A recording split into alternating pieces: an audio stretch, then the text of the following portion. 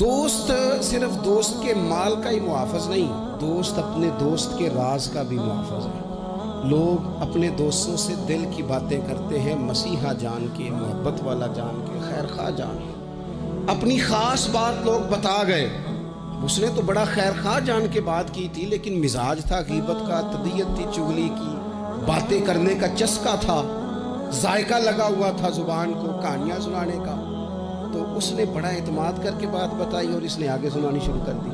میرے نبی پاک صلی اللہ علیہ وسلم نے فرمایا مشورہ ایک امانت ہے، اور جب تم سے مشورہ لیا جائے تو دیانتداری سے دیا کرو۔ تمہیں کوئی بندہ اپنے گھر کی ذاتی بات بتا کے تم سے رائے لے رہا ہے، تم اسے نشر کر رہے ہو، آگے بیان کر رہے ہو۔ کبھی اپنے دوستوں کا راز ادھر ادھر نہ کریں، پوری طرح اس پر پابند رہیں، امین بنیں۔ کسی کی بات پتہ چل جائے پھر اس پر ڈیوٹی کریں، پھر اس کو سنبھال کے رکھیں۔ یاد رکھنا میرے نبی پاک علیہ السلام نے فرمایا ہے، اگر تم کسی شخص کو رسوا کرو گے نا تو تم 7 کمروں میں پیچھے بھی بیٹھے ہوئے تو اللہ تمہیں وہاں رسوا کر دے گا۔ کبھی یہ کام نہ کریں، کبھی نہ ڈسکس کریں ان چیزوں کو۔ اور دوستوں کی باتیں بیان کرنا یہ تو بہت بڑی خیانت ہے، یہ تو بددیانتی ہے۔ حضرت انس بن مالک رضی اللہ تعالیٰ عنہ کہتے ہیں مجھے نبی پاک صلی اللہ علیہ وسلم نے کسی کام سے بھیجا تو حضور نے فرمایا کام کارا کسی سے بات نہ کرنا۔ کہتے میں وہ کام کر کے حضور کو بات بتا کے واپس گھر گیا تو میری والدہ نے پوچھا کہاں گئے تھے؟ مائیں پوچھتی ہیں دیر سے کیوں آئے ہو؟ تو میں نے کہا اماں یہ نبی پاک کا راز ہے، میں نے نہیں عرض کرنی۔ کہتے ہیں اٹھ کے میری ماں نے میرا ماتھا چوما، کہنے لگی پتر میں راضی ہوں، محبوب جو کہے اس کی ہمیشہ حفاظت کرنا۔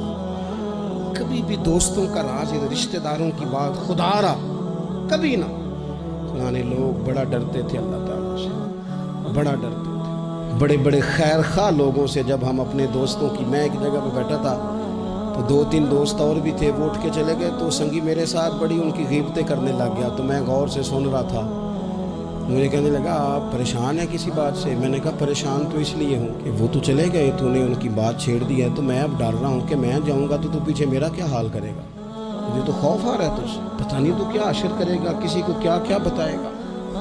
تو خوفناک منظر ہے، اس لیے کہ اگر تو کسی کی بات آ کے کر رہا ہے تو تیرے سے امید ہے 100% کہ تو ہمیں معافی نہیں دے گا، کہ تیرا یہ لہجہ ہے، یہ تیرا انداز ہے، تو کرتا ہی اسی طرح ہے۔ تو بعض اوقات چلیں اللہ تعالیٰ نے دل کسی کا بدلنا ہوتا ہے۔ وہ میرے دوست وہیں شرمندہ ہو گئے، کہنے لگے آپ نے بڑی اچھی توجہ دلائی، آج کے بعد اس طرح نہیں کروں گا۔